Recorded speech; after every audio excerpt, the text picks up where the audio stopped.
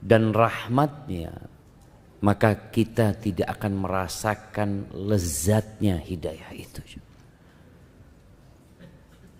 Berapa banyak orang yang mencampakkan hidayah,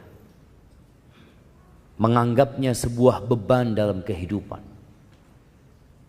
sehingga dia menjauh dari jalan-jalan kebaikan. Maka kita kembali harus bersyukur kepada Allah atas nikmat hidayah ini, lebih daripada syukur kita atas nikmat harta dan kesehatan yang diberikan. Allahumma salli wa sallim ala abdika wa rasulika Sayyidina wa maulana Muhammadin wa ala alihi wa ashabihi ajma'in. Ya Allah, semoga salawat dan salam senantiasa Engkau curahkan untuk hamba kekasih-Mu, untuk baginda Nabi kita Muhammad alaihi salatu wassalam, untuk keluarga beliau, untuk istri-istri beliau, untuk putra-putri beliau, dan untuk seluruh sahabat Nabi. Semoga Allah meridai kita bersama mereka. Amma ba'd. Hari ini tanggal 8. Dan tidak terasa, kita semakin mendekat ke hari kiamat, di mana di antara tanda-tandanya masa itu semakin pendek. Kesibukan kita dengan urusan dunia terkadang membuat kita lupa dengan umur kita. Sebagian kita lupa bahwa dia sudah tua, bahkan tidak mau dikatakan tua, dia maunya tetap muda. Waktu itu berjalan dan tidak bisa dihentikan. Bagaimana detik berubah menjadi menit, dan kita tidak bisa memberhentikan satu detik pun. Menit berubah menjadi jam, dan setiap hari kita melihat bagaimana jam itu terus berkejaran. Tahu-tahu gelap gulita. Sekarang kita masih gelap nih, bentar lagi terang, dan tahu-tahu gelap lagi, terang lagi, terus tahu-tahu berganti menjadi, Masya Allah, kok ada 2 gelasnya? Masya Allah. Nah, akhirnya menjadi bulan. Bulan berganti menjadi tahun. Dan kita berada di bulan Rajab. Bulan keberapa bulan Rajab itu?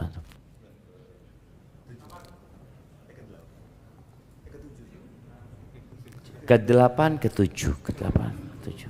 Coba dihitung. Betul. Barakallahu fikum. Naam, Muharram, Safar, Rabiul Awal, Rabiul Akhir, Jumadal Ula, Jumadal Akhirah, Rajab, Sya'ban, Ramadan, Dzulqa'dah, Dzulhijjah. Ada Syawal, kelewatan Syawalnya. Kita ini ingatnya sama Syawal terus ya, Ma. Karena orang-orang pada berpikir untuk mudik di bulan Syawal. Ahibati fillah. Kenapa kita perlu berbincang tentang persiapan Ramadan sekarang? Kenapa kok nggak nunggu akhir bulan Sya'ban? Orang kalau mau menikah kira-kira butuh persiapan berapa lama? Setahun, Insya Allah. Ya, ada yang nunggu setahun. Ada yang ditunda sama calon mertuanya. Nunggu selesai kuliah. Itu bisa 4 tahun persiapannya. Bicara bulan Ramadan ini, Allah Azza wa Jal memberikan sebuah keistimewaan untuk bulan ini. Yang kita semua tahu. Tapi terkadang kita lupa. Bagaimana Nabi SAW menjelaskan tentang keutamaan bulan ini. Bahwa di malam pertama di bulan Ramadan itu pintu-pintu surga dibuka. pintu-pintu neraka ditutup. Antum dapat melihat ya, ketika ada mall baru dibuka, kemudian diumumkan akan dibuka tanggal sekian dan tanggal sekian, lalu disampaikan di sana akan ada promo, akan ada ini dan itu. Subhanallah, orang itu akan mencatat tanggalnya untuk mempersiapkan diri. Bagaimana kalau yang dibuka itu pintu surga, yang ditutup pintu neraka? Dan subhanallah akan ada penyeru yang terus menyeru kepada kebaikan. Setan-setan dibelenggu. Dan di setiap malam bulan Ramadan itu ada orang-orang divonis bebas dari api neraka. Wa fihi lailatun khairun min alfi syahr. Dan di bulan Ramadan kata Nabi alaihi salatu wassalam, ada satu malam yang lebih baik dari 1000 bulan. Lebih baik dari umur kita semua. Siapa yang umurnya 1000 bulan sekarang? Jamaah, ada yang umurnya 1000 bulan? 83 tahun kira-kira, plus 4 bulan. 6 ada? Hampir nggak ada. Dahulu umat-umat sebelum umatnya Nabi SAW dikasih umur yang panjang mereka. Nabi Nuh saja berdakwah selama 1000 kurang 50 tahun. Dan disebutkan bahwa beliau meninggal dunia itu umurnya 1400 tahun. Dan umur kita pendek. Namun Allah Azza wa Jalla memberikan kesempatan kepada kita dengan adanya tambahan umur buat manusia. Salah satunya dengan Lailatul Qadar yang lebih baik dari 1000 bulan. Ya, sebenarnya kita merasakan ada yang mempersiapkan diri untuk bulan Ramadan di bulan Rajab. Dengan apa? Dengan seringnya kita mendengar doa di bulan Rajab ini, Allahumma barik lana fi Rajab wa Sya'ban wa ballighna Ramadan. Oh, hadisnya dhaif itu Ustaz.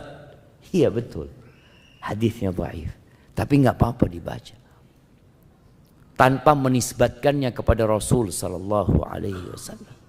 Dibaca sebagai bentuk kita kepingin dengan bulan Ramadan, kita berdoa agar disampaikan ke bulan Ramadan. Ahibati fillah, bulan Rajab ini salah satu bulan haram. Yang kita tahu bulan haram itu ada 4, sebutkan itu. Muharram,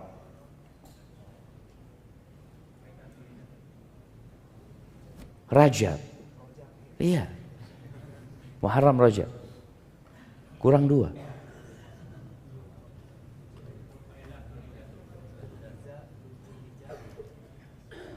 Dzulhijjah, Syawal.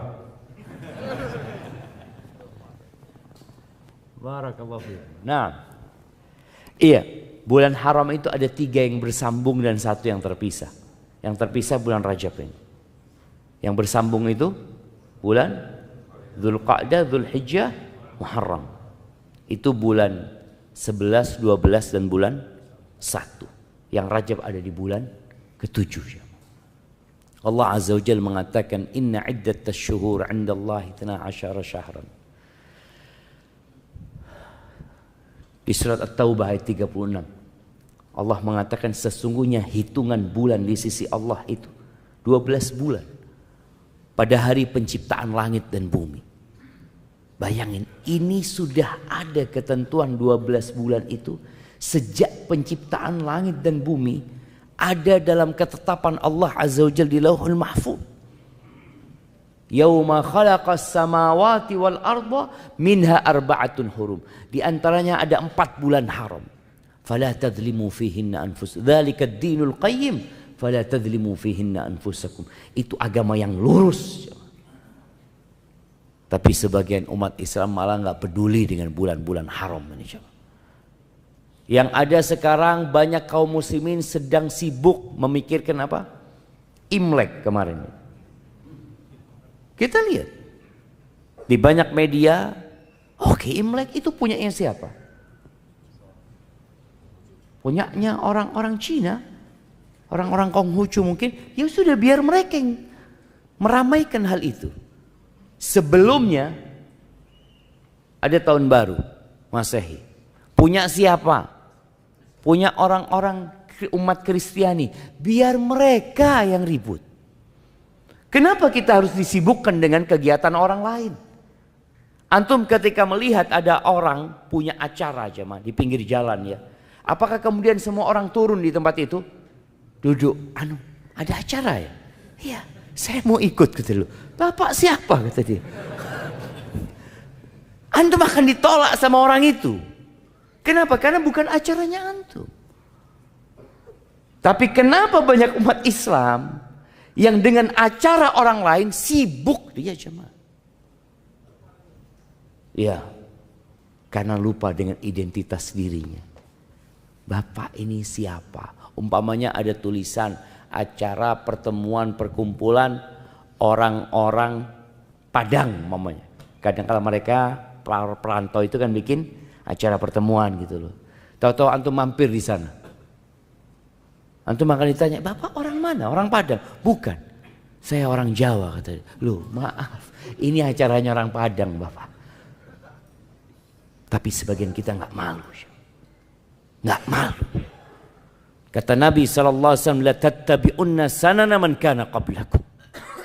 Kalian benar-benar akan mengikuti ajaran-ajaran orang-orang sebelum kalian. Bayangkan, kalian itu orang sekarang mengikuti ajaran orang sebelum kalian.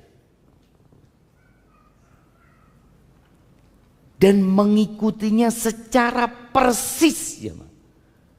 Shibron bi shibrin. Jadi sejengkal persis satu jengkal kita mengikutinya. Wa dhira'an bi dhira'in.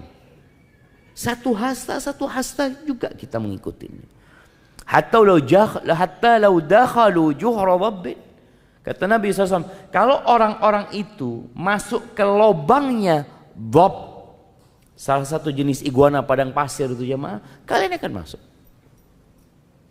Maka hibati fillah mengingatkan kembali dengan bulan-bulan Islam yang sudah ditetapkan sama Allah, dan ini bukti identitas kita. Ana muslim. Bulan Rajab adalah salah satu bulan haram yang dimuliakan, yang memiliki keutamaan, yang berbuat dosa di dalamnya tidak sama dengan di waktu yang lainnya. Maka Allah katakan, "Fala tadzlimu fihinna anfusakum." Kalian jangan mendolimin diri kalian di bulan-bulan itu. Para ulama tafsir menyebutkan boleh jadi maknanya 12 bulan, tapi secara khusus 4 bulan haram ini.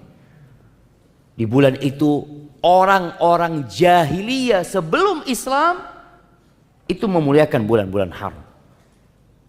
Kok bisa orang jahiliyah memuliakan Ustaz? Karena ketetapan ini sudah ada sejak kapan? Penciptaan langit dan bumi. Bukan sejak diutusnya Rasul sallallahu alaihi wasallam, bukan. Makanya orang jahiliyah nggak perang di bulan-bulan haram itu.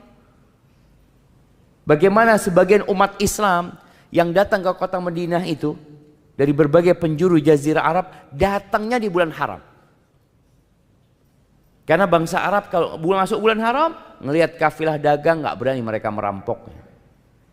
Bahkan disebutkan melihat pembunuh bapaknya, mereka nggak berani balas dendam. Kenapa? Bulan haram. Kok sekarang kita yang sudah muslim malah lupa dengan keutamaan bulan haram ini. Ahibati fillah. Para ulama terdahulu, para salafus soleh disebutkan bahwa 6 bulan sebelum Ramadan mereka itu sudah berdoa mengatakan, Allahumma ballighna Ramadan. Ya Allah, sampaikan kami ke bulan Ramadan. Kita doa enggak jemaah? Kita enggak tahu dengan bulan Islam. Kebanyakan kita masih ada yang bertanya, insya Allah kita puasa kapan ya Ustaz?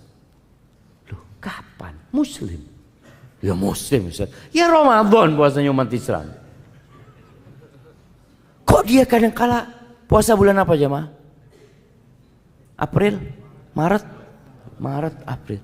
Sejak kapan disyariatkan puasa di bulan Maret? Coba cari kitabnya. Baca buku-buku fikih. Ketika bicara rukun Islam, ada nggak pembahasan di situ puasa bagi umat Islam dimulai tanggal berapa Maret? Tanggal berapa? 21? 22. Dimulai 22 Maret, selesai tanggal April. Nggak ada semua. Yang ada bulan Ramadan. Maka nggak perlu lagi kita sibuk. Kapan insya Allah kita puasa ya? Kapan kita insya Allah lebaran? Dan itu terus dibicarakan oleh umat Islam. Maka mulai tahun ini usahakan. Kita mulai pandai mengatakan kepada orang-orang yang masih nggak tahu. Tanya kapan insya Allah puasa? 1 Ramadan. Loh ya itu 1 Ramadan kapan? 1 Ramadan itu setelah 30 Sya'ban insya Allah. Kasih tahu dia. Karena dia nggak tahu kapan yang namanya 1 Ramadan. Betul jemaah. Dia nggak tahu bahwasanya sebelum Ramadan itu namanya bulan Sya'ban. Kasih tahu dia. Dan insya Allah dengan cara seperti itu umat Islam semakin kenal. Ketika ulama terdahulu mereka mengatakan Allahumma ballighna Ramadan. Ya Allah sampaikan kepada kami bulan Ramadan. Karena bulan Ramadan itu ada di hati mereka. Bulan yang dipilih sama Allah dari 12 bulan itu untuk diwajibkan rukun Islam berpuasa di bulan itu. Gak bisa digantikan dengan bulan lain. Allah tetapkan hal itu. Kemudian bulan itu dipilih sama Allah sebagai bulan diturunkannya Al-Quranul Karim. Syahrul Ramadhan alladhi unzila fihi Al-Quran. Itu bulan Ramadan. Dan bulan Rajab ini adalah bulan persiapan untuk Ramadan. Makanya Al-Imam Ibnu Rajab rahimahullahu ta'ala dalam kitabnya Lataiful Ma'arif, ketika beliau menyebutkan tentang amalan-amalan tiap bulan berkaitan dengan bulan Rajab ini, beliau menyebutkan sebuah ungkapan dari Abu Bakar Al-Warraq Al-Balkhi rahimahullah. Dia mengatakan Syahrul Rajab syahrun lizzara'. Bulan Rajab ini adalah bulan untuk bercocok tanam. Petani itu kalau mereka hendak bercocok tanam, mereka ngelihat bulan. Kalau dia terlambat bercocok tanam, memilih waktunya nggak tepat, terkadang akan berdampak kepada hasil panen. Ketika awal mulai musim hujan, mereka mulai itu mempersiapkan diri. Mereka juga berpikir apa yang mau ditanam. Ini musimnya tanam apa? Tanam padi, nggak mungkin dia tanam bawang. Tanam jagung, nggak mungkin dia tanam padi. Kenapa? Kalau antum tanam padi, nggak ada air sekarang ini, sudah berhenti musim hujan. Perairan juga sulit umpamanya. Maka tatkala ulama-ulama menjelaskan bulan Rajab ini syahrun lizzara, agar kita tahu nih, oh berarti kita sudah mulai nih nanam, mulai sekarang nih, udah lewat nih 8 hari. Sebagian kita belum tanam apa-apa. Sebagian kita juga belum berpikir untuk menanam. Padahal ini bulan untuk bercocok tanam. Wa syahru Sya'ban syahrus saqi. Bulan Sya'ban itu bulan untuk menyirami apa yang kita tanam. Setelah ditanam, diperhatikan, disirami. Wa Ramadan syahru hasadiz zara'. Bulan Ramadan bulan untuk panen. Kita ini sering baca tentang bagaimana para salafus soleh di bulan Ramadan. Tapi kita hampir tidak pernah mendengar bagaimana mereka sebelum Ramadan. Yang ada Ramadan. Kita akan baca umpamanya tentang sebagian ulama yang dalam bulan Ramadan menghatamkan Al-Quran 30 kali. Jadi sehari sekali. Ya Allah, kok bisa Ustaz ya? Ana setahun ini belum hatam Ustaz. Dari Syawal kemarin sampai hari ini belum hatam Ustaz. Ya insya Allah ana masih sampai ya akhir Al-Baqarah Ustaz. Bayangin jemaah, dari bulan Syawal sampai sekarang sampai mana? Akhir Al-Baqarah. Ada masalah sama sebagian kita. Mereka sehari sekali hatam. Al-Imam Syafi'i diriwayatkan bahwasanya beliau itu di bulan Ramadan menghatamkan 60 kali. Enggak mungkin Ustaz. Enggak bisa. Ada sebagian yang menafikan hal itu. Al-Imam An-Nawawi dalam kitabnya At-Tibyan fi Adab Hamalatil Quran, beliau menjelaskan tentang penghataman Al-Quran yang paling banyak dalam sehari itu 8 kali. Ya Allah, 8 kali. Kita seumur hidup belum tentu 8 kali. Ada yang seumur hidup mungkin cuma hatam sekali. Ada yang hatam disebutkan 4 kali. Intinya kita melihat mereka di bulan Ramadan itu bisa melakukan sesuatu yang menurut logika sebagian orang nggak mungkin. Tapi dia lupa bahwa Allah memberikan berkah kepada waktu seseorang. Ada orang-orang yang dapat menyelesaikan buku-buku karyanya yang kalau dihitung dengan umurnya kadang-kala kita masih kok bisa. Ini ulama terdahulu belum ada laptop. Ulama terdahulu belum ada mesin ketik. Ulama terdahulu yang ketika nulis harus pakai tangan dengan pena yang berulang kali jamaah. Habis pena, habis tintanya dia taruh lagi di tinta, dia tulis lagi. Tapi mereka dapat menghasilkan hasil karya yang sampai hari ini umat Islam menikmatinya. Kita nggak bisa melakukan itu. Baca aja nggak selesai, jangan ngarang buku kita, baca aja nggak selesai. Maka disinilah berkah dan juga mereka menjelaskan adanya persiapan dan pelatihan yang dilakukan mereka sebelum bulan Ramadan. Maka mereka mengingatkan paling tidak bulan Rajab itu kita sudah siap-siap. Dan alhamdulillah sebenarnya kita melihat umat Islam di bulan Rajab ini banyak menambah amalan. Cuma amalannya kadangkala tidak diajarkan sama Rasul Sallallahu Alaihi Wasallam. Ini jadi masalah.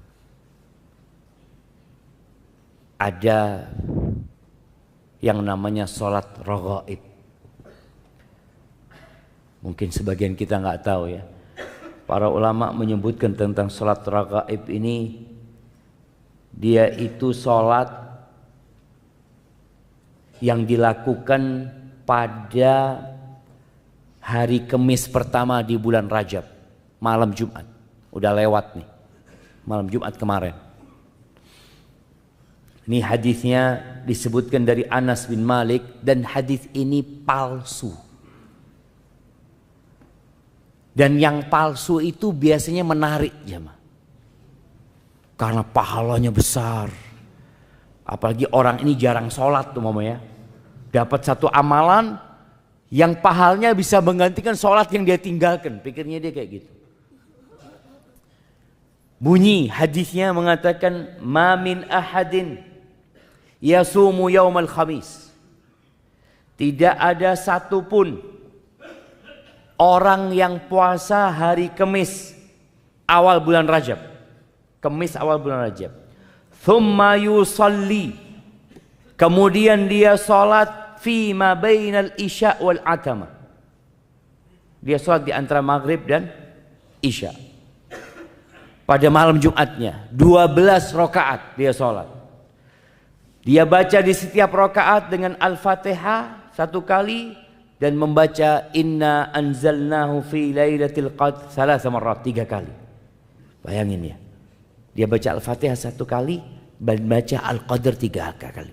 Ini mengingatkan dengan Ramadan sebenarnya. Sebagian kita itu hampir nggak pernah baca imam aja kita bicara imam. Kapan terakhir antum mendengar imam baca Inna anzalnahu fi lailatul qadr? Jarang. Dipikir bacanya itu di bulan Ramadan doang. Ini surat khusus bulan Ramadan. Enggak sebenarnya.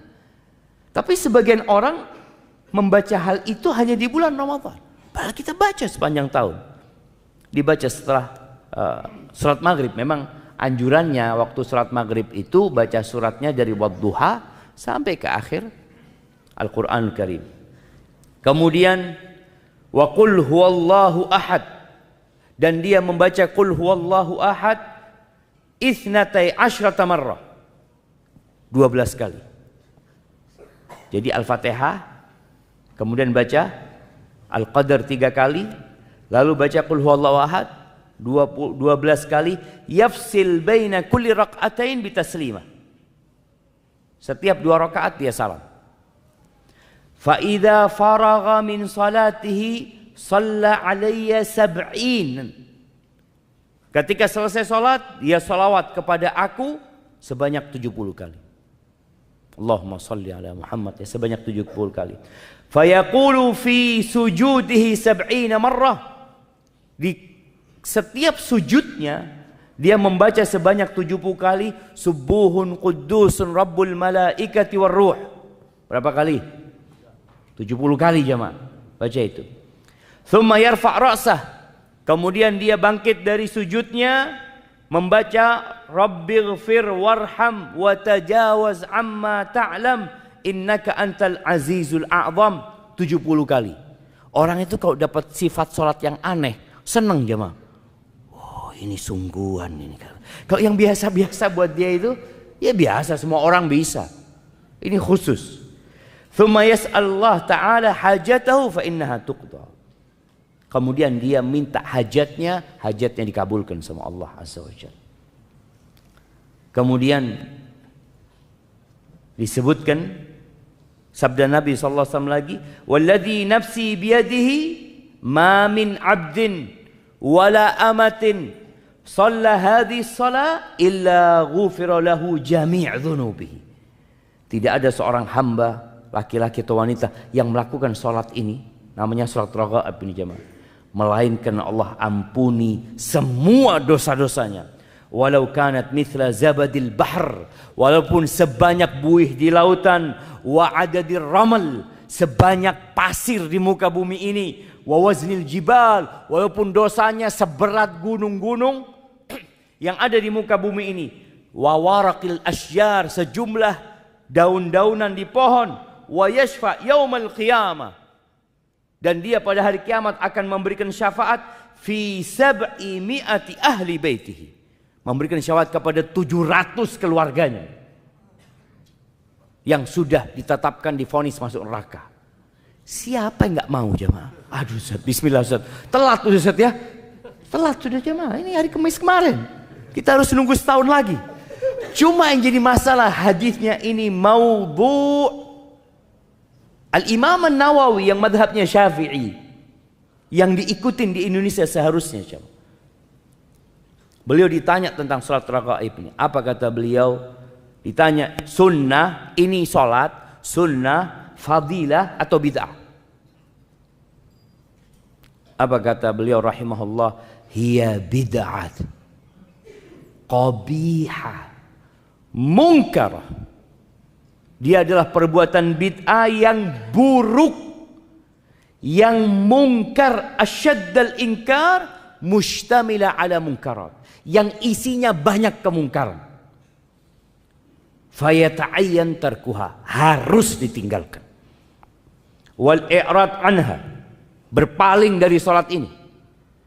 Wa inkaruha ala fa'iliha, dan orang yang melakukan itu harus diingkari, nggak boleh dibiarkan. Wala yughtar bi kathratil fa'ilina laha. Jangan tertipu dengan banyaknya orang yang mengamalkan hal itu. Di berbagai negeri beliau mengatakan, wala bi kauniha madhkura fi qutil qulub. Jangan pula terpedaya karena disebutkan dalam kitab Qutil Qulub kata beliau, atau di kitab Ihya Ulumuddin atau buku-buku yang lainnya. Karena memang nggak ada itu seperti itu. Hadisnya palsu, panjang beliau menjelaskan hal itu. Mungkin sebagian orang tadi mempersiapkan diri untuk Ramadan dengan membersihkan diri dari dosa. Bayangin jemaah, kalau antum sholat itu aja 12 rakaat, mungkin sebagian mengatakan, panjang juga, capek. Ya enggak lah, mudah sekali. Dilakukan setahun sekali, tapi antum dapat pahala apa? Diampuni dosanya dengan sejumlah. Diampuni dosanya dengan sejumlah buih di lautan, sejumlah pasir yang ada di muka bumi, seberat gunung-gunung, sebanyak daun yang berjatuh, dan antum akan bisa memberikan syafaat kepada 700 keluarga antum. Jemaah, santai jemaah, berhenti, tidak usah sholat. Kapan? Nanti Ustaz, tahun depan anak sholat lagi. Astagfirullahaladzim. Itulah jemaah, amalan-amalan yang tidak diajarkan Nabi SAW akan berdampak buruk kepada seseorang. Dia akan meremehkan dosa. Maka semoga kita tahu bulan Rajab ini memang bulan untuk bercocok tanam, tapi bercocok tanam yang sesuai dengan sunnah Nabi SAW. Karena syarat diterimanya amalan itu dua. Yang pertama, ikhlas. Yang kedua, sesuai dengan sunnah. Kita nih yang udah kenal sunnah lebih sering menitik beratkan kepada sesuai dengan sunnah. Kita lupa dengan syarat yang pertama, yaitu ikhlas lillahi ta'ala. Wallah jamaah, kalau kita puasa sesuai sunnah, umroh sesuai sunnah, haji sesuai sunnah, sodakoh sesuai sunnah, baca Al-Quran sesuai sunnah, tapi kita tidak ikhlas lillahi ta'ala, nggak ada gunanya. Kita perlu sering-sering bermuhasabah tentang kenapa ana melakukan perbuatan ini. Kenapa? Hari ini kita datang kajian pagi-pagi, hari Senin, waktunya orang kerja. Antum ngantuk, sebagian anak lihat dia berusaha untuk melawan kantuknya. Ketika kita tidak ikhlas lillahi ta'ala, wallahi yang ada neraka bukan hanya tidak diterima jamaah, tapi Allah azab dengan neraka. Man amila amalan, kata Allah dalam sebuah hadis qudsi, asyraka fihi ma'i ghairi taraktuhu wa syirka. Barang siapa yang beramal sebuah amalan yang dia menyisipkan selain aku dalam amalan itu, dalam niatnya, aku tinggalkan dia dengan yang aku disekutukan olehnya. Taib, ahibati fillah, perlunya persiapan ini sebagai bentuk kita serius, kita sungguh-sungguh. Perbedaan orang munafik dengan orang beriman, tatkala ada sebuah momentum. Kalau di masa Nabi SAW itu, ya ada panggilan jihad fi sabilillah, ada ajakan untuk berperang, yang waktunya itu kadangkala ya insidental, tidak ditetapkan. Kita mau berangkat bulan ini, enggak dikatakan ya kita berangkat, umpamanya tanggal sekian, hari ini. Orang-orang munafik itu jamaah selalu saja punya alasan. Dia datang kepada Rasulullah SAW, ya Rasulullah, ana nggak bisa ikut perang, ana punya acara ini, ana punya ini, punya itu, mohon maaf mereka. Terus seperti itu. Nanti ketika Nabi SAW pulang dari satu peperangan dan mereka tidak ikut perang, mereka datang lagi minta maaf kepada Rasulullah SAW. Ya Rasulullah, kami ini sebenarnya kepingin ikut perang, kepingin berangkat tapi mungkin anakku sakit, ini itu, banyak alasan. Apa kata Allah di surat At-Taubah ayat 46? Walau aradul khuruja la a'addu lahu uddah. Dan jika mereka benar-benar mau berangkat untuk berperang itu, tentulah mereka menyiapkan persiapan untuk keberangkatan itu. Siap tapi nggak jadi. Tapi kan dia mau berangkat. Seperti seorang umpamanya ketika dikatakan yuk kita berangkat punya acara ini. Dia mengatakan, ya Allah, anak itu tas sudah siap. Semua sudah siap tapi anak-anak sakit. Ini benar. Dia memang ingin sehingga dia membuktikan itu dengan persiapan. Apa kata Allah? Walakin karihallahum bi'athahum. Mereka memang gak kepingin berangkat. Dan Allah gak suka dengan keberangkatan mereka juga. Fathabbatahum. Maka Allah melemahkan keinginan mereka. Jadi kemauannya itu Allah bikin lemah. Dan dikatakan waqila qudu ma'al qa'idin. Sudah kalian duduk sana bersama orang-orang yang tinggal yang gak ikut perang. Begitu pula kita dengan Ramadan. Kita benar enggak ingin mendapatkan Lailatul Qadar? Kita benar enggak ingin mendapatkan vonis bebas dari api neraka di bulan Ramadan itu? Kita benar enggak ingin puasa? Di bulan Ramadan jemaah ada satu masalah besar ya. Masih banyaknya umat Islam yang gak puasa. Khususnya pekerja kasar. Yang bangun masjid ini sempat dibangun di bulan Ramadan. Sempat. Yang bangun puasa. Sebagian besar, sebagian kecil.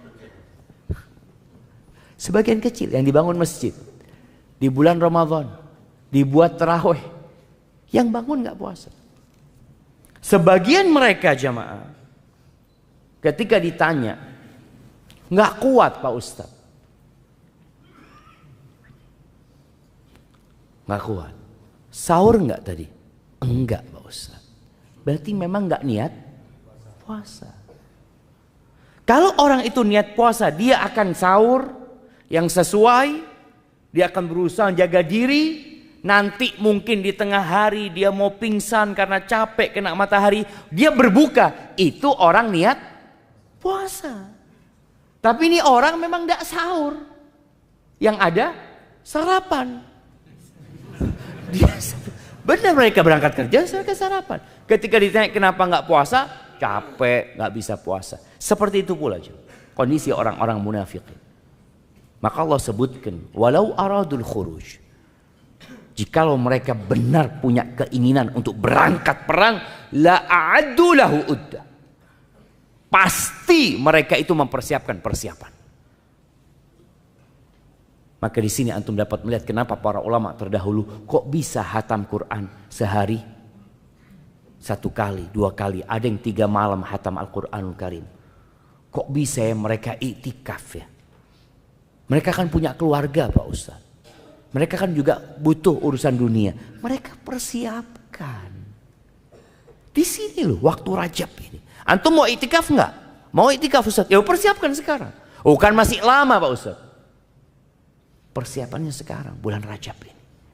Yang mau ngajukan cuti. Mungkin. Orang itu kalau mau mudik persiapannya berapa lama untuk beli tiket kereta api jemaah? Sebulan. 2 bulan sebelum kadangkala mereka sudah mempersiapkan jamaah.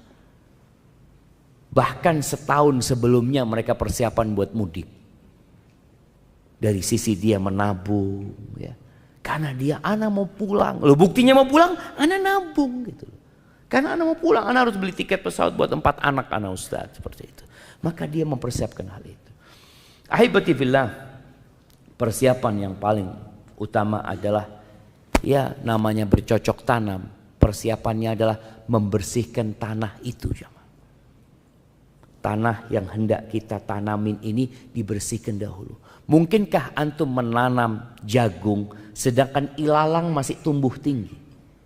Nggak mungkin. Bisa Ustadz, bisa. Tapi hasilnya jelek.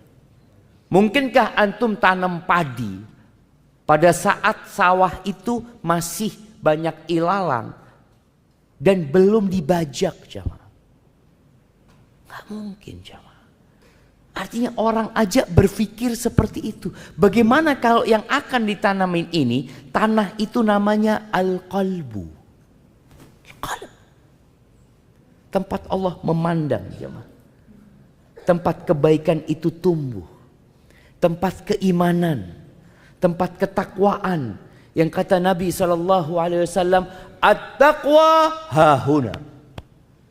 At-taqwa hahuna. Ketakwaan itu di sini.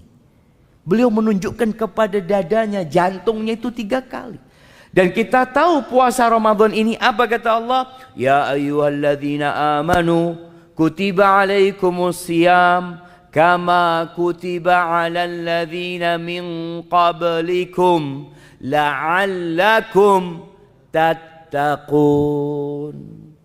Disyariatkan puasa itu. Allah katakan, wahai orang-orang yang beriman, diwajibkan atas diri kalian berpuasa sebagaimana diwajibkan atas umat-umat sebelum kalian. Apa targetnya? La'allakum tattaqun. Di mana tempat takwa itu? Hahuna, kata Nabi SAW. Di sini. Maka sekarang kita perlu bersihkan tanah itu. Bersihkan hati kita dari segala penyakit hati. Dari dosa-dosa yang biasa kita lakukan. Sebenarnya jamaah, Rasul Sallallahu Alaihi Wasallam itu sudah mengajarkan kepada kita amalan harian untuk membersihkan hati. Salat 5 waktu. Itu untuk penghapusan dosa jamaah. Sampai beliau mencontohkan tentang salat yang 5 waktu itu. Menurut kalian gimana kalau orang itu punya rumah, di depan rumahnya itu ada sungai. Dan dia mandi 5 kali di sungai itu jemaah. Bersih enggak jemaah? Bersih. Hal baqiya min daranihi syai'. Kata Nabi SAW, apakah ada yang tersisa? Apa ya? Daron itu kalau bahasa Jawanya bolot. Apa bahasa? Apa? Daki. Daki. Kadang-kadang kalau kita kulit kita diginiin, ada kayak lumpurnya, jemaah. Bismillah.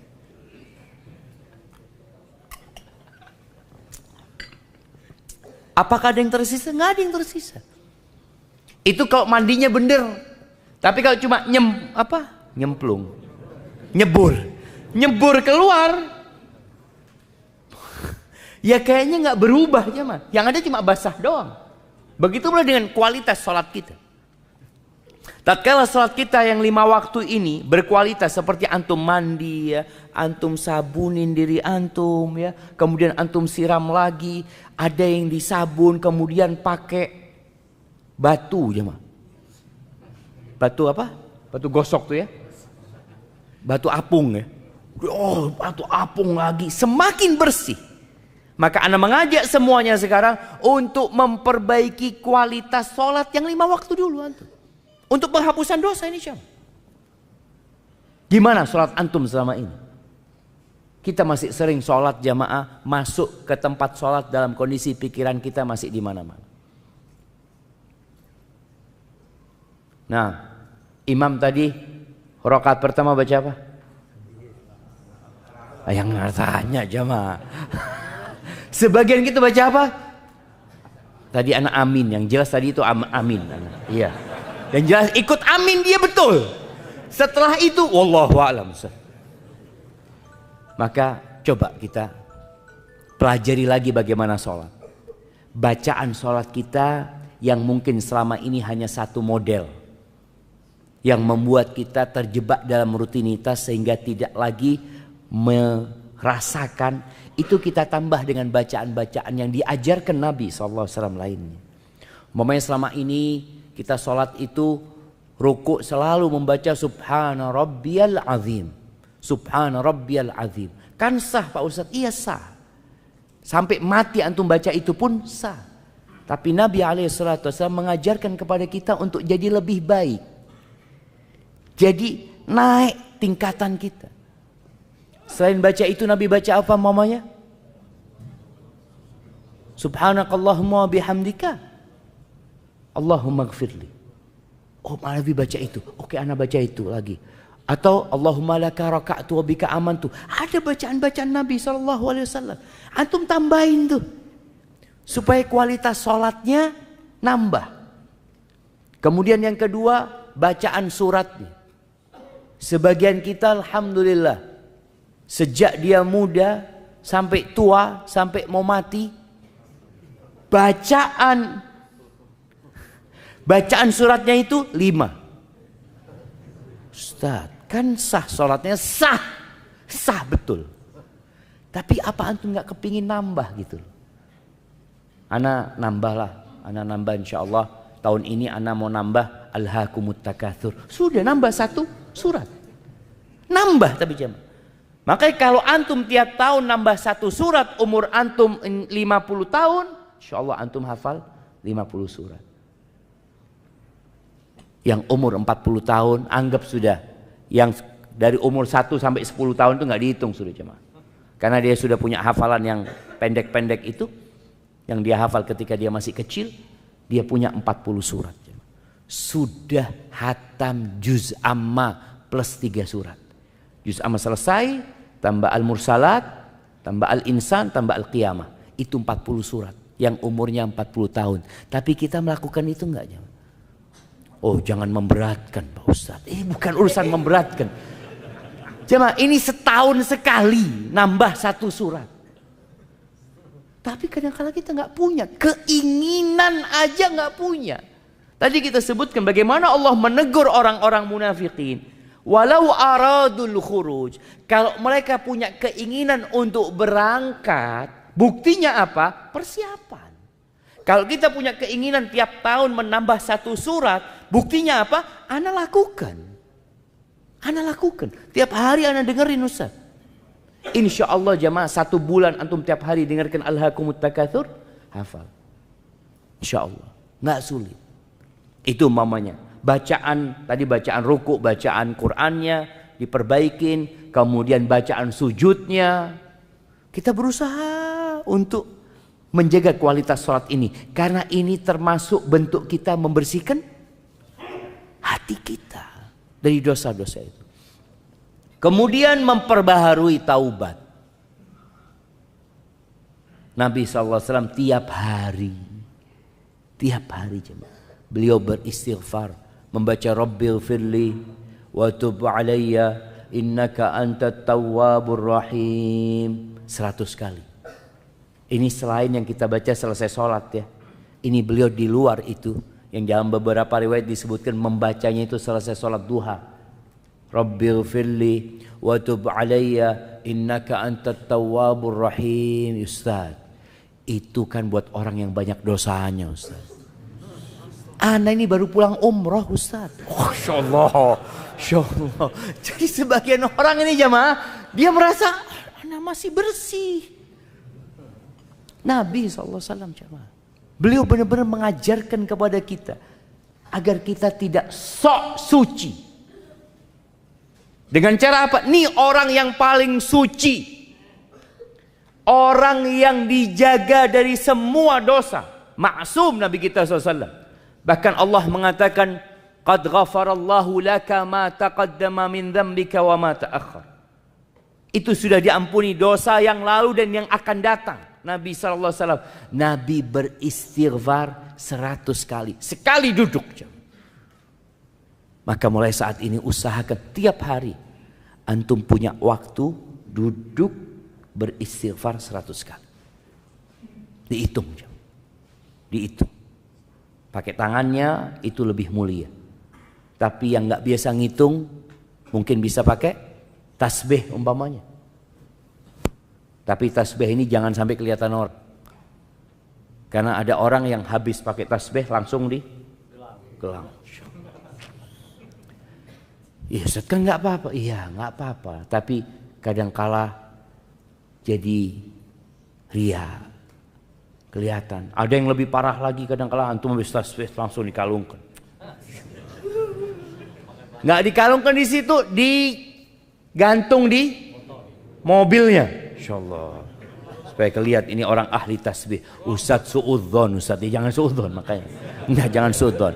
Husnudzon gimana? Mungkin buat hiasan, Ustaz. Nah, itu husnudzon. Iya, mungkin buat hiasan, bukan dia mau nunjukkan dia ahli tasbih. Tapi ingat, hitung jangan, hitung. Boleh pakai tasbih, menurut pendapat yang boleh pakai tasbih, tapi meninggalkan yang lebih utama. Yang lebih utama pakai tangan kita. Karena ini bicara tentang alat untuk menghitung. Ada yang emak-emak sekarang subhanallah ya, pakai yang apa? Yang digital, cincin ya.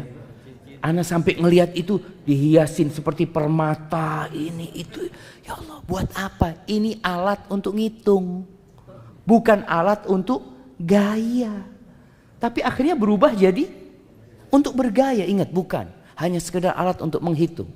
Kalaupun antum mau menghitung banyak orang umpamanya, antum bisa menghitung dimasukkan ke kantongnya. Dihitung. Rabbi ighfirli wa tub alayya innaka antat tawwabur rahim. Loh, kan kelihatan mulutnya Ustaz, pakai masker.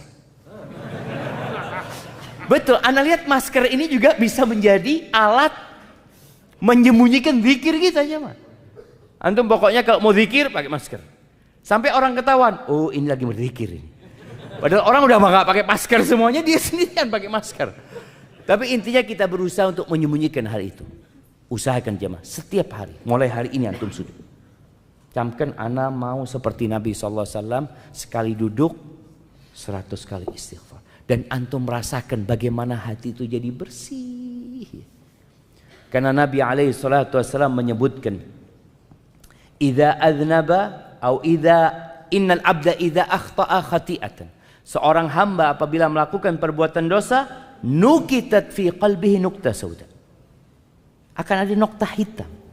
Itu seperti ilalang tadi yang ada di tanah, akan ada nokta itu. Fa in huwa naza'a wastaghfara wa taba suqila qalbu. Kalau dia meninggalkan dosa itu, dia beristighfar dan dia bertobat, maka hatinya dicemerlangkan, bersih. Jadi antum mau nanam apa saja siap.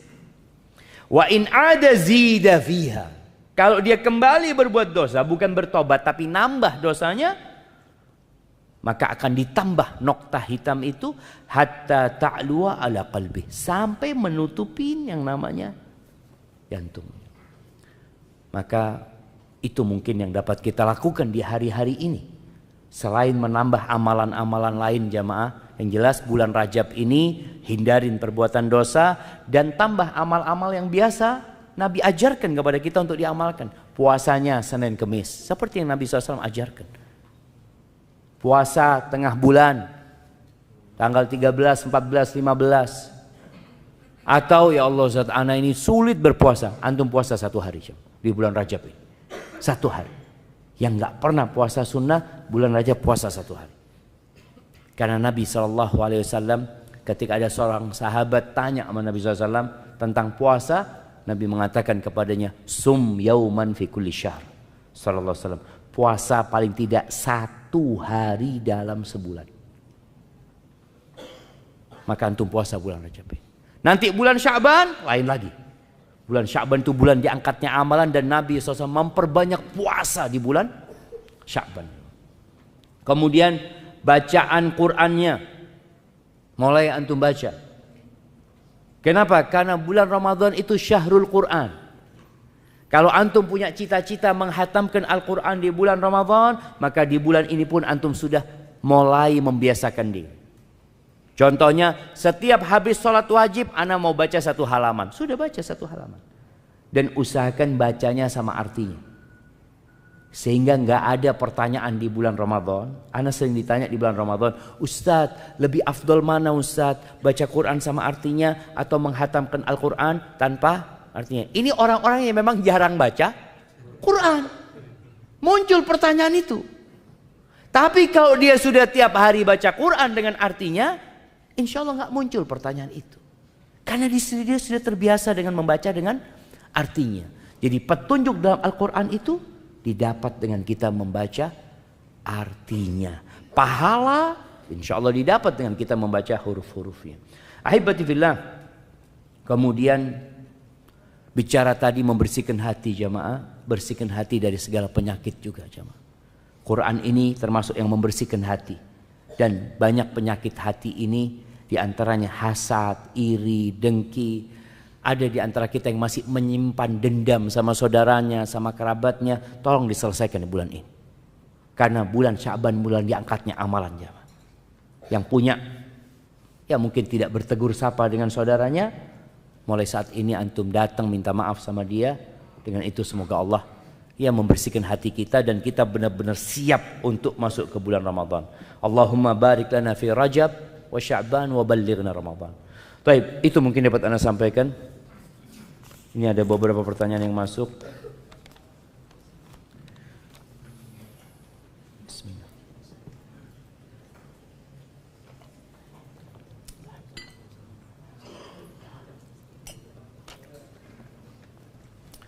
Ustaz, saya adalah pelaku maksiat yang sangat akut. Alhamdulillah sekarang telah mengenal sunnah. Tapi masalahnya saya kembali sering melakukan maksiat yang menjadi kebiasaan tersebut. Terutama ketika sedang sendirian. Padahal usia saya sekarang sudah 40 tahunan.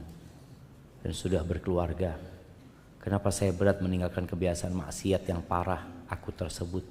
Sekalipun saya sudah mengenal sunnah. Tolong nasihatin dan doakan saya agar saya bisa bertobat dan wafat dalam keadaan husnul khatimah. Terima kasih, jazakallah khair. Jamaah rahimakumullah. Ada dosa yang dilakukan seseorang itu bukan karena mencari kelezatan, tapi karena kebiasaan. Na'udzubillah min dzalik. Jadi yang perlu dilakukan selain bertobat adalah merubah kebiasaan. Dirubah kebiasaan antum. Ketika sendirian antum biasa ngapain? Dahulu. Sekarang dirubah. Ketika sendirian biasakan antum baca Quran. Sudah. Sendirian antum baca Quran. Bisikan-bisikan jahat ya. Ajakan untuk melakukan kebiasaan lama itu dirubah. Baca Quran. Nanti datang lagi nggak mampu untuk menolak bisikan tersebut. Antum tinggalkan kesendirian antum. Antum keluar. Di tempat yang lebih banyak orang. Karena terkadang kita bisa malu sama manusia, tapi lupa malu sama Allah Azza wa Jalla. Belum terbiasa kita dengan hal itu. Yang kedua, berdoa antum. Minta sama Allah. Di antara doa yang diajarkan Nabi SAW. Beliau mengatakan, Allahumma inni a'udzubika min syarri sam'i. Wa min syarri basari. Wa min syarri lisani. Wa min syarri qalbi wa min syarri mani. Baca, ya Allah, aku berlindung kepadamu dari kejahatan pendengaranku, dari keburukan penglihatanku, dari keburukan lisanku, dari keburukan hatiku. Hati ini kadang-kala berpikir yang enggak-enggak. Dan dari keburukan kemaluanku. Nabi berlindung. Artinya kita ini jangan pernah bersandar kepada diri kita. Ana udah belajar, ana sudah ngerti sunnah. Kita harus bersandar dan bergantung sama Allah Azza wa Jalla. Maka ganti kebiasaan antum. Kemudian ketika seorang terjebak dalam perbuatan dosa yang dulu pernah dia lakukan, segera dia bertobat. Segera dia meninggalkan.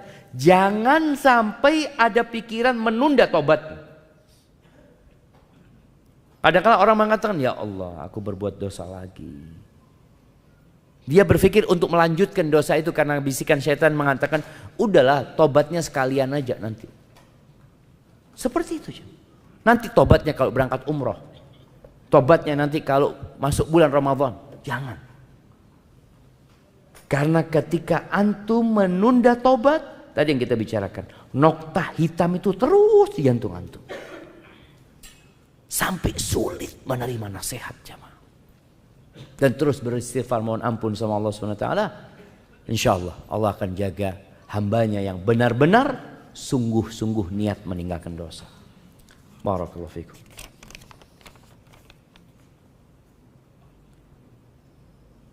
Suami saya berencana iktikaf tahun ini, namun tidak ana izinkan. Masya Allah. Karena takut sendirian di rumah. Apakah anak istri yang durhaka Ustaz karena menghalangi suami berbuat kebaikan? Jazakallah khair. Yang pertama, suami juga perlu memperhatikan kondisi istri. Kalau dia bersama istrinya tinggal di pinggiran hutan yang banyak binatang buas, ya jangan iktikaf antum. Atau iktikaf bersama istri. Tapi kalau istri tinggal di tempat yang nyaman, yang aman, yang suaminya keluar kota nggak ada masalah, yang suaminya bekerja nggak ada masalah, tapi mau iktikaf jangan, itu bermasalah istrinya. Maka kalau dikatakan apakah ini istri durhaka, tadi tergantung kondisimu. Kalau memang letak perumahanmu di tempat yang berbahaya, kalau nggak ada suami di malam hari, maka suami harus tahu diri. Karena dia punya kewajiban untuk menjaga istrinya. Jangan sampai istrinya nanti ya mau datang perampok atau datang pencuri ini dan itu.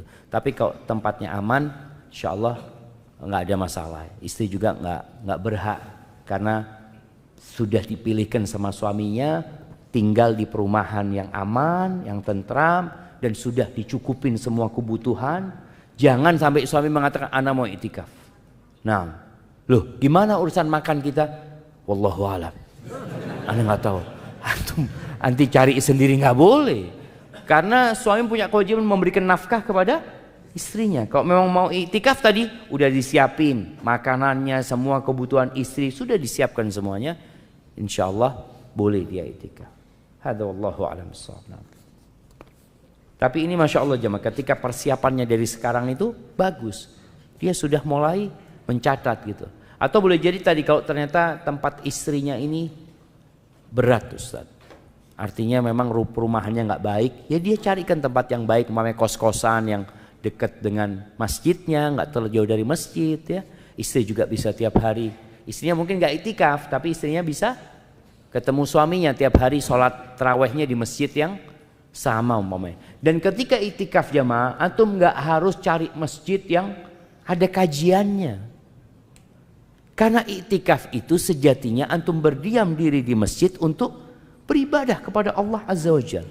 Rasul SAW ketika iktikaf ya udah beliau iktikaf di tempat beliau. Jadi tujuannya antum fokus beribadah kepada Allah Azza wa Jalla. Kalau dapat masjid yang ada kajiannya alhamdulillah, nggak dapat sudah. Nggak perlu keluar kota juga ya. Oh di tempatnya Ustadz Fulan, tempatnya Ustadz Fulan. Enggak, masjid depan kampung antum, iktikaf di sana. Masjid kampung, iya bismillah iktikaf di situ. Assalamualaikum, izin bertanya Ustadz, mengkodok puasa Ramadan sampai kapan? Sampai lunas. Loh iya cuma sampai kapan mengkodok puasa Ramadan? Ya, sampai lunas. Artinya kalau ternyata sampai bulan Sya'ban belum lunas, antum masih punya utang. Dan Allah kasih waktu mengkodok itu jemaah sampai datang waktu yang selanjutnya. Artinya kita dikasih waktu sampai bulan Sya'ban. Karena nanti masuk Ramadan sudah ada kewajiban yang baru. Maka tolong disegerakan mengkodoknya, jangan sampai lewat Ramadan. Tapi kalau kemudian sampai lewat Ramadan belum bayar utang, tetap itu terhitung utang, harus dikodok gitu. Dan juga harus beristighfar mohon ampun sama Allah SWT. Ustadz, untuk ibu hamil dan menyusui, jika niat puasa tapi qadarullah harus dibatalkan karena kondisi tertentu, apa masih mendapatkan pahala ya Ustaz? Cuma niat saja itu sudah ditulis pahala. Bagaimana kalau dia niat kemudian sudah puasa lalu dibatalkan karena kondisi? Dapat pahala itu jemaah. Dia tetap akan mendapatkan pahala. Dan kita ini jemaah bermuamalah dengan Allah yang tahu dengan isi hati kita. Maka kita jangan sampai sibuk dengan penglihatan manusia, lupa dengan pengawasan Allah kepada kita. Makanya niat seorang mukmin itu bisa jadi lebih besar daripada amalannya. Abdullah bin Mubarak mengatakan, kam min amalin saghirin tukatsiruhun niyah, wa kam min amalin kabirin tusaghiruhun niyah. Berapa banyak amalan yang kecil tapi jadi besar gara-gara niatnya. Dan berapa banyak amalan yang besar jadi remeh gara-gara niatnya. Maka tolong peduli banget dengan hati kita ini.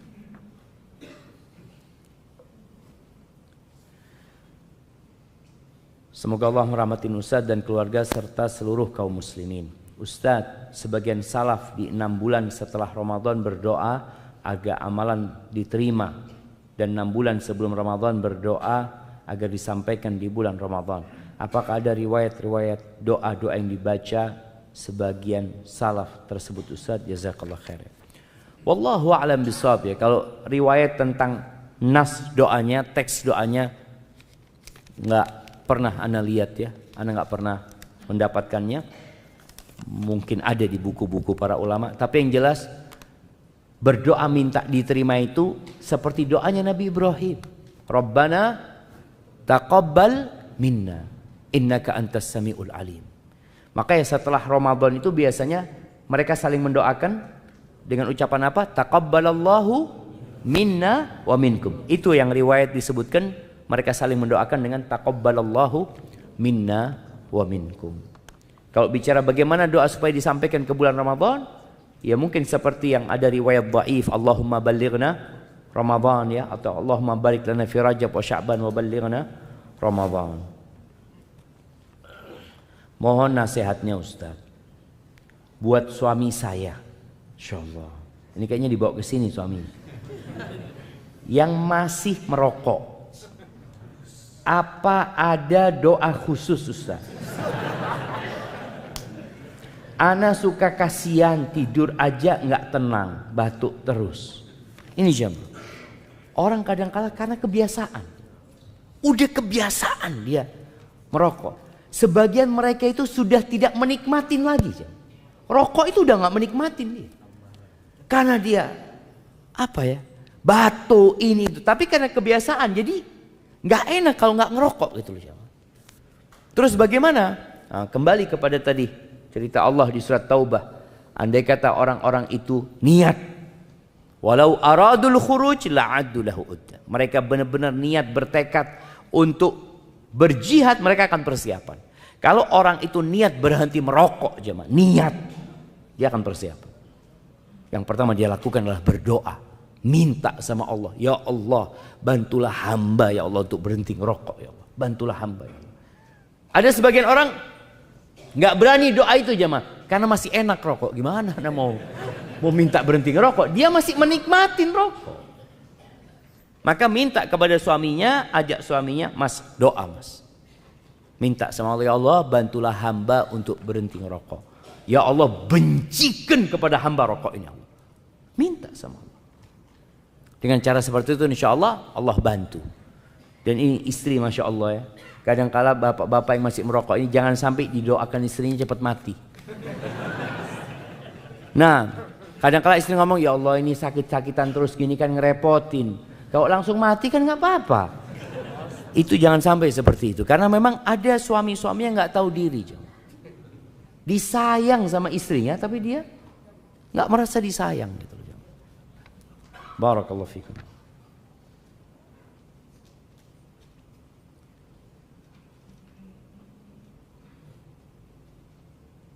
Afwan Ustaz, mohon nasihatnya.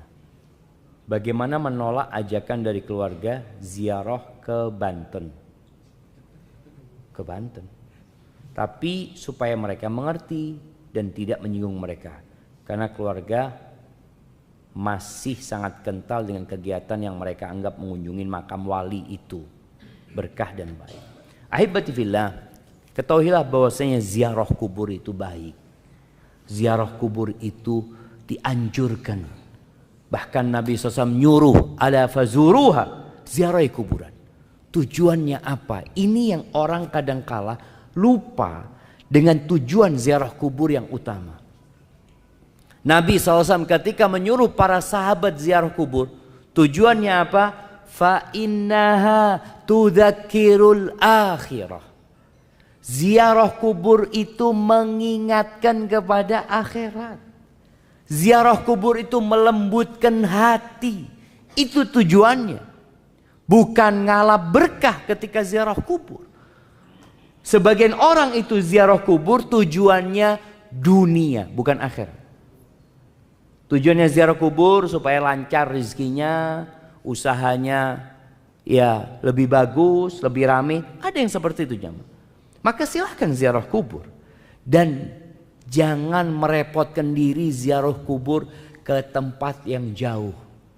Karena sejatinya kuburan yang di dekat rumah kita itu juga dianjurkan untuk diziarahin. Maka Al-Imam Nawawi menyebutkan bahwasanya diperbolehkan kita itu ziarah kuburannya orang kafir. Tujuannya apa? Ingat, mati. Bukan mendoakan orang kafir, bukan. Tujuannya kita datang ziarah ini loh. Orang terkaya di Indonesia. Oh ini ya, mati. Gitu. Allah. Jadi tujuannya itu supaya ingat mati, ingat sama akhirat ya ma. Bukan ingat sama dunia. Adapun mendoakan yang meninggal dunia itu nggak harus ziarah kubur. Di sini di masjid antum bisa doakan orang tua antum. Bisa doakan ulama-ulama yang meninggal dunia. Di sini antum doakan mereka. Ketika antum berangkat umroh di tempat-tempat mustajab, antum doakan orang-orang yang berjasa, yang mereka banyak berbuat baik kepada antum umpamanya. Itu di waktu-waktu yang mustajab. Tidak harus dengan ziarah kuburnya. Kalau memang kita pas ziarah kubur ya kita doakan. Tapi tujuan utamanya adalah tudzakiru al-akhirah, mengingatkan akhirat. Jadi kalau tadi dikatakan bagaimana ketika keluarga ngajak ziarah, ayo ziarah ya. Ini ada kuburan di sebelah sini. Gak harus kuburan yang jauh, jamaah. Ajak bismillah. Kita lihat di sana, kita doakan mereka yang meninggal, ucapan salam kepada mereka supaya ingat akhirat. Masya Allah jemaah, urgen. Pertanyaan terakhir jemaah. Assalamualaikum Ustaz. Semoga Ustaz dan keluarga senantiasa dalam lindungan Allah Subhanahu wa taala. Afan Ustaz, ana bertanya di luar materi. Ana mempunyai seorang istri yang ngefans dengan artis Korea. Mendengarkan musik, kasar kepada suami. Loh, ana pikir yang nonton Korea itu jadi lembut ya. Katanya lembut-lembut mereka, jangan nggak tahu ya. Kasar kepada suami dari perkataan maupun tindakan. Melalaikan sholat, mengakhiri sholat, bahkan pernah sampai meninggalkan, itu pun bukan sesekali. Tidak ingin mempunyai anak. Sedangkan anak menikah hampir 3 tahun. Dan tidak membantu anak berbakti kepada orang tua. Apa yang harus anak lakukan Ustaz? Antum bungkus saja.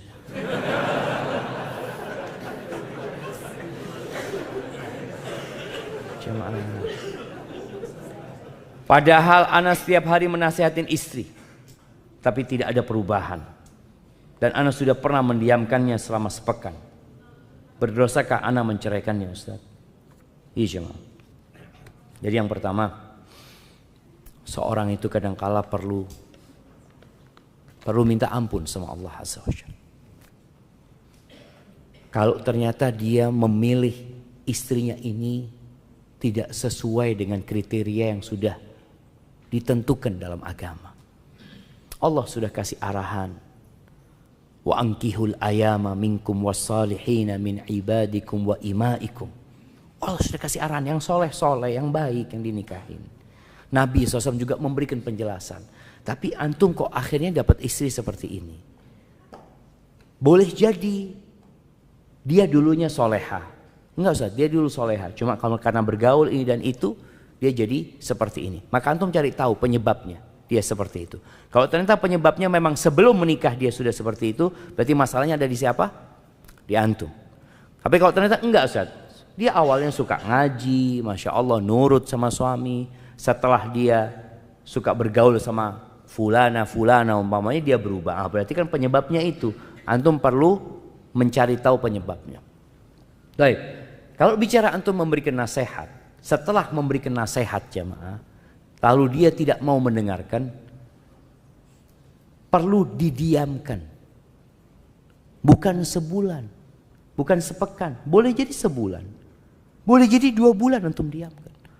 Ada salah satu istri Nabi SAW itu yang didiamkan sama Nabi SAW 3 bulan. Ya. Siapa yang tahu namanya? Nah, Hafsah, bukan. Nah, Zainab bintu Jahsh. Yang ngomong Hafsah kasih hadiah nggak apa coba? Itu didiamkan 3 bulan kira-kira sama Nabi SAW. Gara-gara Zainab ini sempat rasis. Ketika Nabi SAW datang minta tolong sama Zainab untuk meminjamkan ontanya kepada Sofia. Dia mengatakan kepada Nabi SAW, "Ata'madu ila ba'iri fatu'ti hadhil Yahudiyah." Engkau mau ambil ontaku, engkau pinjamkan kepada orang Yahudi. Itu Nabi marah, ditinggal sama Nabi SAW 3 bulan. Sampai Zainab itu sudah kayaknya dia akan diceraikan. Dia berpikir itu. Kasurnya Nabi itu sudah diberdirikan sama dia. Maka ketika antum memang serius untuk memperbaiki istri antum, antum lihat dia termasuk yang butuh sama antum tidak. Jadi memang masalahnya seorang suami ketika dia ngasih nasihat, tapi habis itu dihubungin istrinya, sang istri akan pasang badan. Suamiku butuh sama aku. Tapi ketika engkau pastikan enggak, aku kepingin engkau benar. Aku butuh sama engkau tapi sebagai seorang istri yang soleha. Tapi kok ternyata dia nggak berubah, kalau dikatakan apakah antum berdosa kalau menceraikan? Enggak, ini sebuah kemuliaan buat antum. Dan boleh jadi dengan antum menceraikan dia, semoga dia dapat suami yang bisa memperbaiki dia. Kalau ternyata antum tidak bisa memperbaiki, dan semoga antum dapat ganti yang lebih baik. Dan termasuk lama jemaah ini pengaruh media sekarang ya. Perempuan nggak mau punya anak ya. Korea itu kayak gitu. Sekarang Korsel, mana lagi? Jepang ya, Cina sendiri. Padahal nggak mau punya anak mereka cuma. Karena juga ini nggak tahu apakah istrinya bekerja atau tidak. Kadang-kadang ada perempuan-perempuan yang dipekerjakan oleh suaminya untuk cari tambahan nafkah. Tapi ada perempuan yang memang niat bekerja sendiri. Maka biasanya perempuan yang tidak bekerja itu, ya kalau dia soleha, dia akan nurut sama suaminya gitu. Enggak, aku akan mau punya anak, aku akan didik anakku dengan baik. Tapi gara-gara dia harus bekerja, kadang-kadang dia merasa aku kalau, dan itu penyebabnya jemaah. Yang anak baca, tadi malam anak baca itu. Kenapa kok terjadi resesi seks di sana? Ternyata mereka menyebutkan bahwa mereka itu adalah perempuan-perempuan pekerja. Yang dia kalau hamil, dia baru dapat cuti melahirkan saja. Cuti hamil itu nggak ada buat dia. Coba perempuan itu kalau dikasih cuti hamil selama 9 bulan, cuti lahiran 3 bulan, cuci nyusui 2 tahun, insya Allah pada mau punya anak mereka jamaah. Setiap cuti dikasih gaji bulanan nggak apa-apa gitu kan. Cuma ini kan mereka dipekerjakan terus dipekerjakan, maka mereka malas mau punya anak. Alhamdulillah syariat Islam ini memberikan sebuah kemuliaan dan penghormatan buat para wanita yang memberikan nafkah siapa? Laki-lakinya. Suaminya yang memberikan nafkah. Hadza wallahu a'lam bissawab. Itu yang dapat Anda sampaikan, kurang lebihnya mohon maaf. Semoga Allah menyampaikan kita ke bulan Ramadan. Allahumma ballighna Ramadan. Subhanakallahumma bihamdika asyhadu an la ilaha illa anta astaghfiruka wa atubu ilaik. Assalamualaikum warahmatullahi wabarakatuh.